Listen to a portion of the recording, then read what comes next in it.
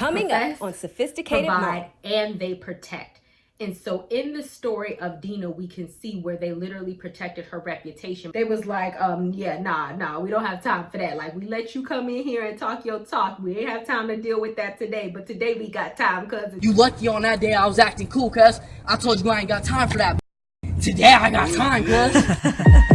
Dedication, preservation, take a look inside, do your salvation, do every good work, it takes patience, like a butterfly, transformation. Hi guys, Sophia here, and I'm back with another video. If you are new to my channel, then don't forget to subscribe so you can stay updated on all my videos. And don't forget to check the description box, because I always put a lot of stuff in there, including my Patreon, where I talk about all things leveling up your life.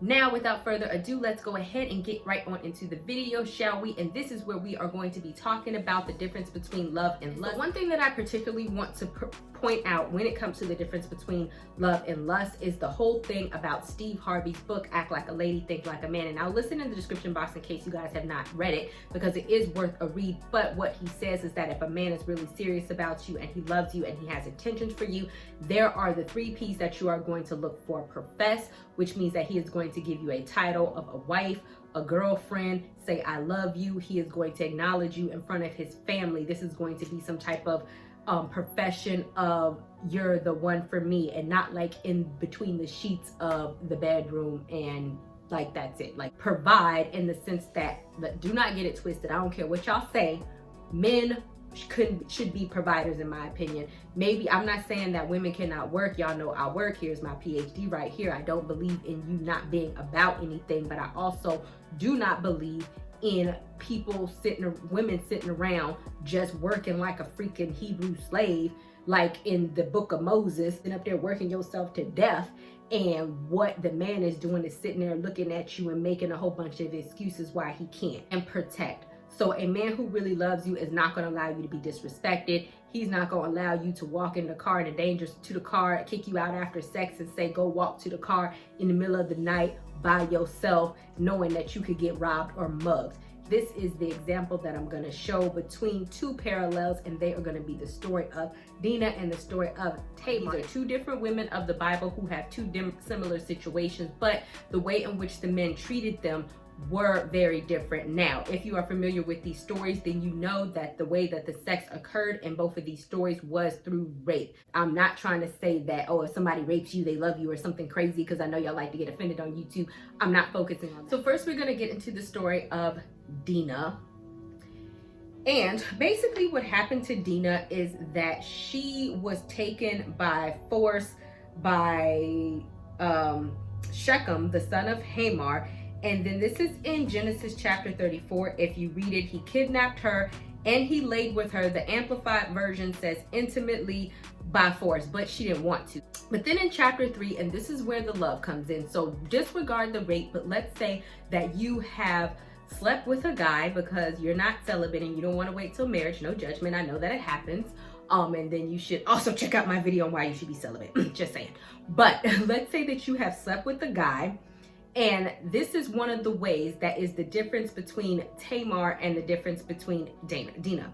So with Dina, it says, but his soul longed for and clung to Dina, and he loved her and spoke comfortably to her, to the young heart's wishes. So basically, after he, thought that he was giving her a favor by like taking her, whatever, he loved her, right? So if you were to compare that to the story of Tamar, and to read that story, you could go to 2 Samuel chapter 13, is that Tamar's brother actually tricked her, he raped her, and after he had sex with her, all of the quote unquote love that he had for her turned into hate, and he like basically abused her even more and told her servants to kick her out.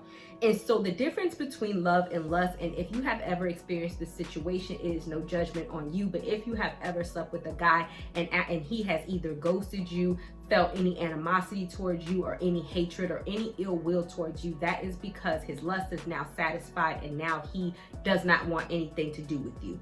In the case of Dina, love was more, or his sex on his part But in an ideal situation, this is mutual sex, right?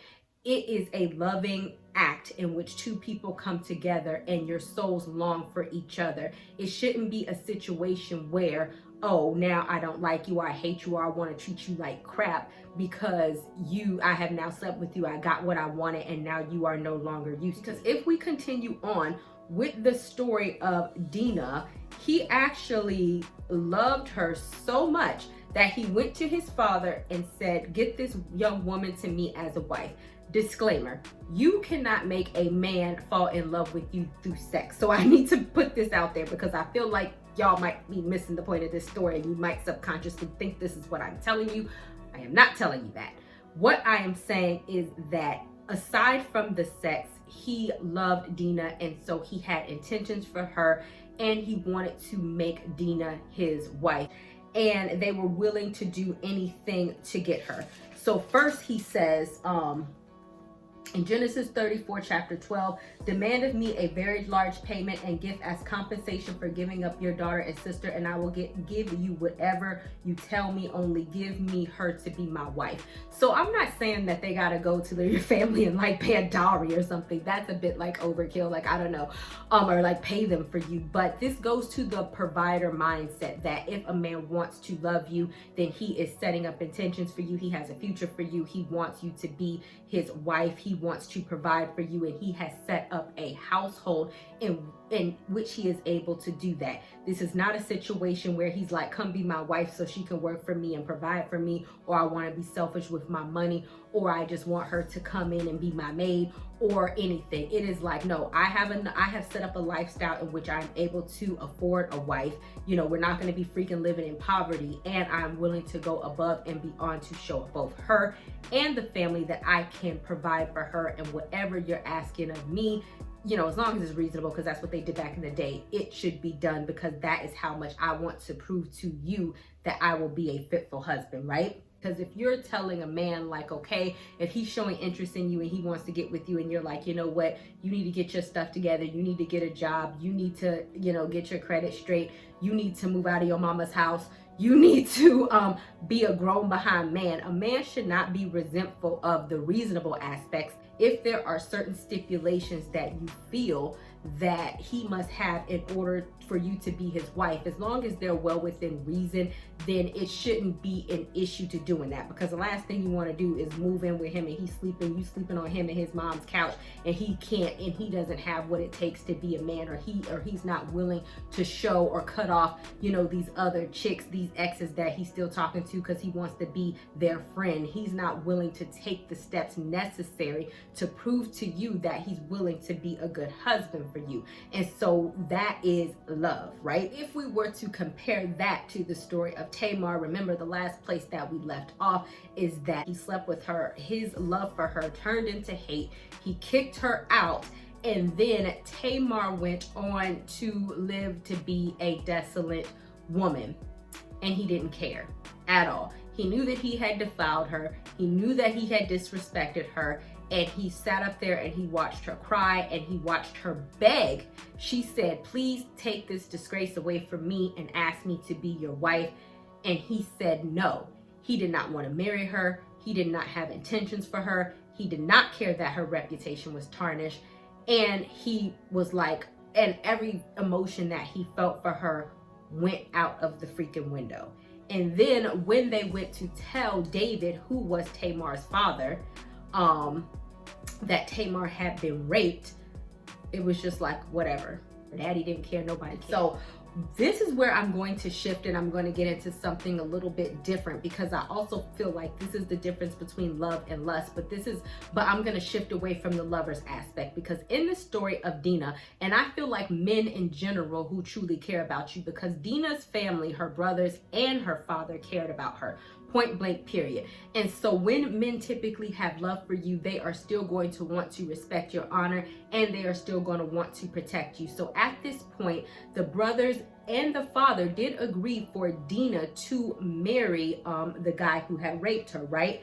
However, this was deceitful, because what they did was that they went and they entered the city and they killed every male. Now this is extreme, but The reason why they did it, and this is in Genesis 34, chapter 27, is that the Jacob's other sons came upon those who killed and looted the town because their sister had been defiled and they had been disgraced. And like, they didn't even take action against the dude who raped her. They took action against everybody. Everybody died, right? And then the brothers said in verse 31, they said, should he be permitted to treat our sister as a prostitute? So my point is that a man, these were her brothers, but regardless, any man who truly loves you and have truly intentions for you is not going to allow you to be disrespected in his sight. They're not going to disrespect you in any sign of somebody kind of doing you wrong. They're probably going to do something. In the Steve Harvey book, if you didn't read it, and you should, it's pretty old, but I'm still going to link it down in the description box because I love it.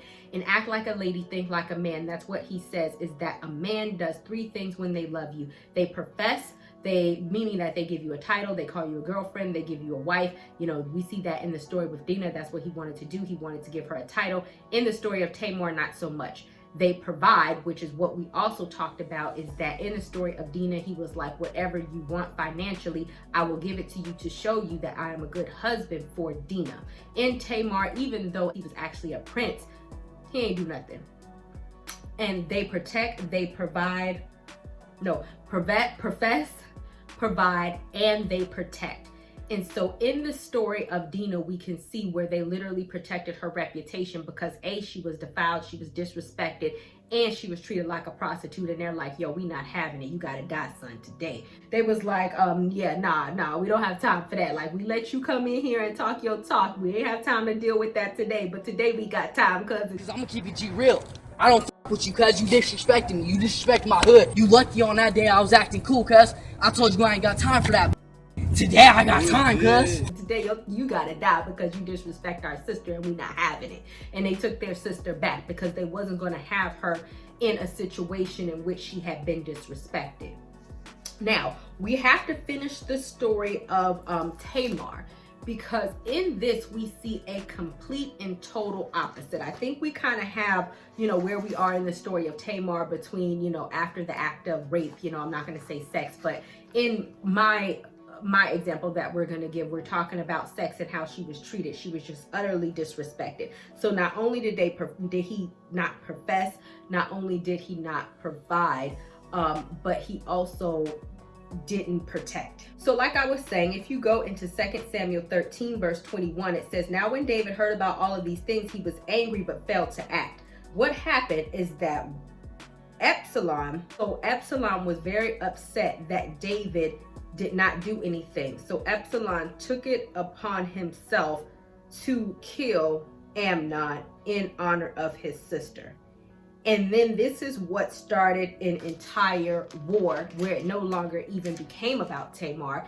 It just became about the 2 men, which was David the father and Absalom, fighting to become king. And Tamar, we don't know what happened to her. Like, if you hear about the story, they're like, no, we taking my sister back, you disrespected her. And when it comes to Absalom, Amnon, and David, it became all about the men. Tamar was completely disrespected. Tamar was completely forgotten about. And Tamar went to go live in her brother's house, and that's all that we ever hear from her.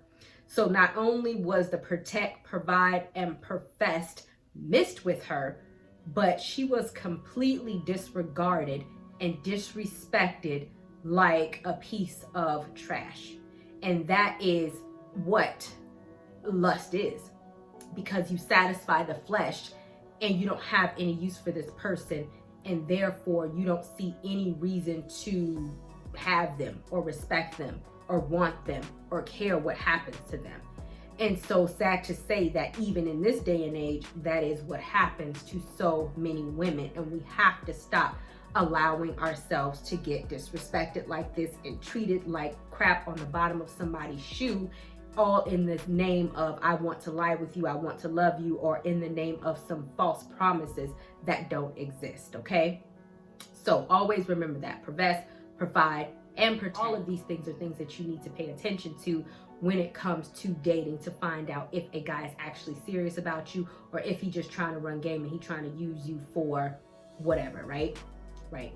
All right, guys, thank you guys so much for watching, and I will see you guys another day, another time. Please let me know if you got anything out of this and if you kind of got what I was saying. If you ever fell into the contraption of being lusted after and being used by men, where they showed you all this attention and then when they got what they wanted, they chucked up the deuces and that was it. All right, guys.